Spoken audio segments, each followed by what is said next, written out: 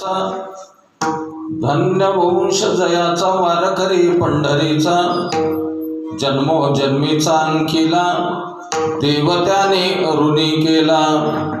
होय पितर उल्हास होय पितर उल्हास यमपुरे नाही त्यास जन्मोजन्मीचा अंकिला देव त्याने ऋणी केला. धन्य तयाचे जननी मने नामयाची जनी जन्मोजन्मीचा अंकिला देव त्याने ऋणी केला. विठाला विठाला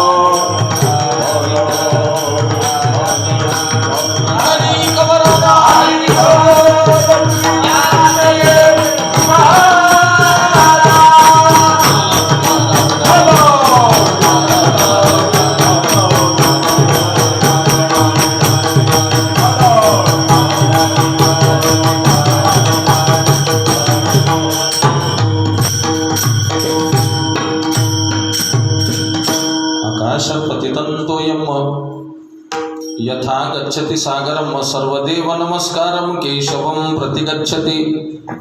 थोड़ा कडक करा की.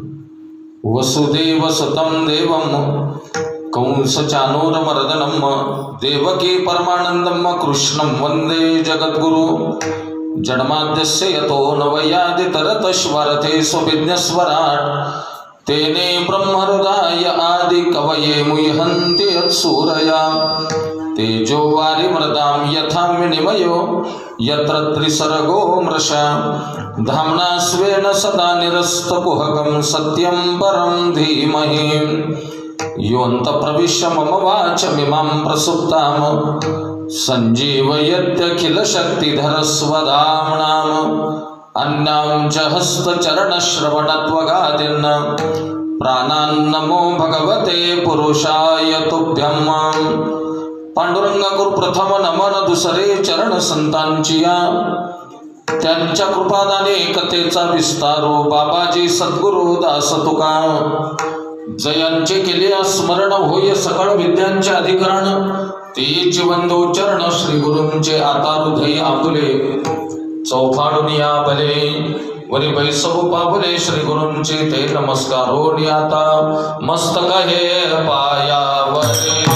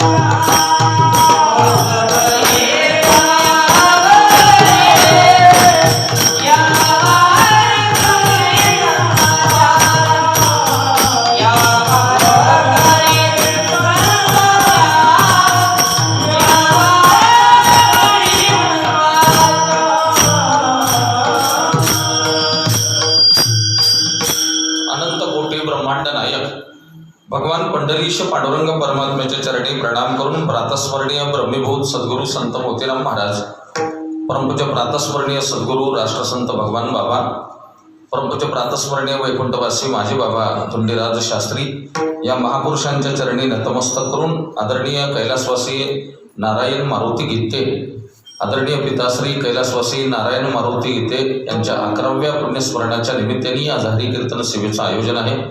पुण्यपावन रामवाडी येथील पवित्र महारुद्र मंदिर परिसरामध्ये महारुद्र मंदिराच्या सभागृहामध्ये आज कीर्तन सेवेचा हा योग आहे. कैलासवासी नारायण मारुती गीते यांच्या 11व्या पुण्यस्मरणाच्या निमित्ताने कीर्तन सेवेसाठी घेतलेला अभंग महाराष्ट्रातील वारकरी संप्रदायातील थोर महिला संत, भगवंताचे लाडके भक्त संत नामदेव महाराज यांच्या परिवारातील आमच्या गंगाखेड निवासी संत जनाबाई यांचा 4 चरणाचा वारकऱ्याचं श्रेष्ठत्व निर्माण करणारा, आपल्या समोर प्रतिपादित करणारा अभंग चिंतनासाठी घेतला. विडा आला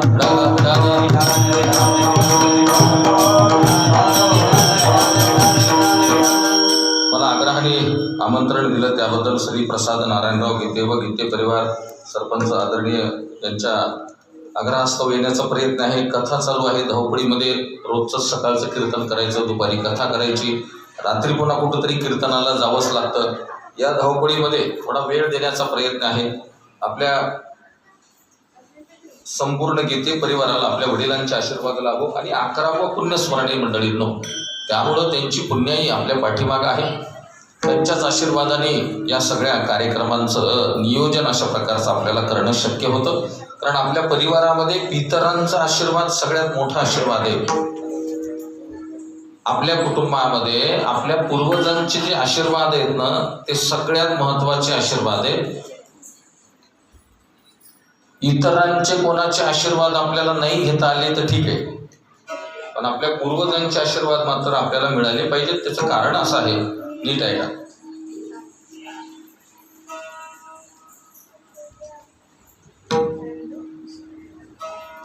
पूर्वजांचे जे आशीर्वाद आहेत ना आपल्याला, आपले वडील, आपले आजोबा, आपले पंजोबा यांचे आशीर्वाद आपल्याला 3 प्रकारांनी लागत असतात. गीते परिवाराला हे 3ही प्रकारचे त्यांचे आशीर्वाद प्राप्त हो अशी प्रथमता पंढरीश पांडुरंग परमात्म्याच्या चरणी प्रार्थना करतो. आणि 3ही प्रकारचे आशीर्वाद आपल्या परिवारासाठी अत्यंत महत्त्वाचे.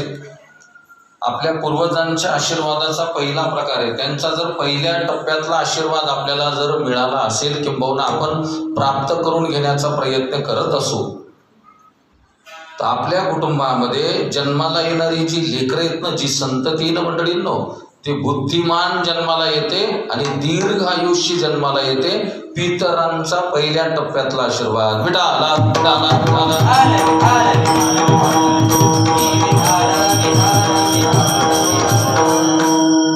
आपले पूर्वज, नीट ऐका एक वाक्य, आपले पूर्वज 3 टप्प्यामध्ये 3 प्रकारामध्ये आपल्याला आशीर्वाद देतात. त्यातला पहिला प्रकार असा आहे त्यांच्या आशीर्वादाचा, आपल्या घरात जन्माला येणारी जी संतती आहे, जे मुलं बाळ आहेत मंडळींनो, ते त्यांच्या आशीर्वादामुळं बुद्धिमान जन्माला येतात, दीर्घ आयुष्य जन्माला येतात. व्यावहारिक चिंतनामध्ये तुम्ही 70,000 रुपयाची ट्युशन लावा का 80,000 रुपयाची ट्युशन लावा, लेकरू हुशार ते हुशार, जन्मताच हुशार. कळायले?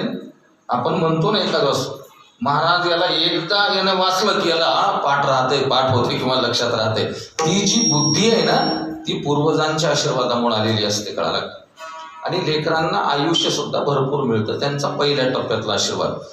त्यांचा दुसऱ्या टप्प्यातला आशीर्वाद आपल्याला जर प्राप्त झाला असेल, किंवा आपण तसा प्रयत्न करू, तर आपल्या घरामधला जो कर्ता माणूस आहे की नाही घरातला, त्या कर्त्या माणसाने जर हातामध्ये एखादं चांगलं काम घेतलं असेल आणि त्या चांगल्या कामामध्ये जर अडचणी निर्माण होत असतील व्यवहारामध्ये, तर ते हाती घेतलेलं चांगलं काम मार्गी कसं लागेल आणि अडचणीवर मात कशी करता येईल याची बुद्धी आणि याची शक्ती पितरांच्या आशीर्वादामुळे. आणि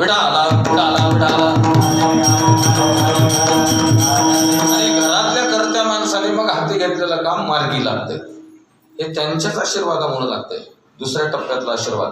आणि तिसऱ्या टप्प्यातला आशीर्वाद, आपल्याला जर 4 लोक, आपले 4 माणसं, मित्र परिवार, गाव, नातलग, परिसर आपलं जर कौतुक करत असेल परस्पर, नाही खरंच माणूस चांगला आहे, कुठं विषय जर निघाला ना आपल्याबद्दल कोणी चांगलं बोलावं, असं जर आपलं नावलौकिक होत असेल परस्पर, स्वतः प्रयत्न न करता, आपण आपला प्रयत्न करायचा नाही आपल्या नावलौकिकाचा, आपणच टाकायचं नाही आजची कीर्तन सेवा इकडं उद्या तिकडे निघालो रात्री इकडे होतो. लोकांनी त्याचं कौतुक केलं पाहिजे, लोकांकडून ते नावलौकिक झालं पाहिजे. असं जर आपलं परस्पर नावलौकिक होत असेल तर 100% ठरवायचं आपल्या पाठीमागं आपल्या पितरांचा 3ऱ्या टप्प्यातला आशीर्वाद आहे. विडाला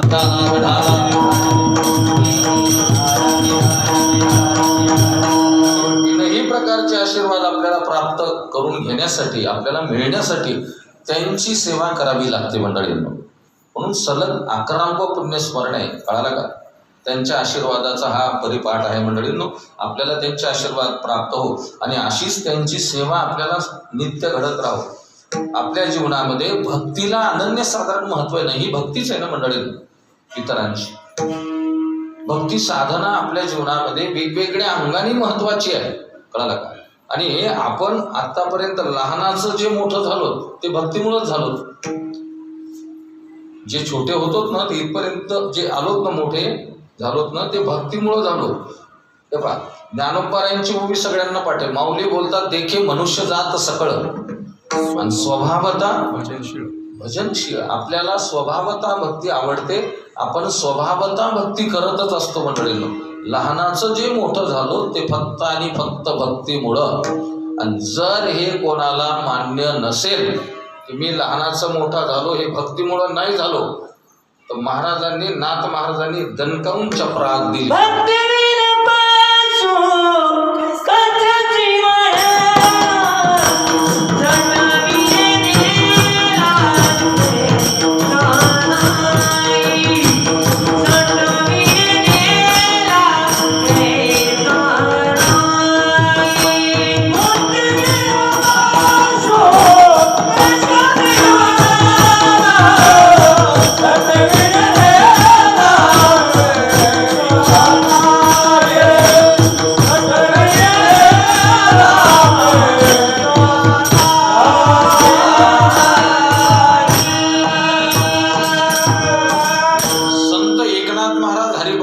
सांगतात आपल्याला भक्तिवीन पशु कशासी वाढला सटविने.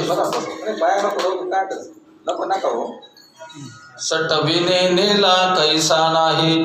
अरे तो त्याच दिवशी 5वीलाच का मेला नाही तो? मग कळाला का काय 5वी 6वीची पूजा असते ते जन्मल्यावर, कळालं? त्या दिवशी आपल्याला जर नेलं असतं तर बरं झालं असतं.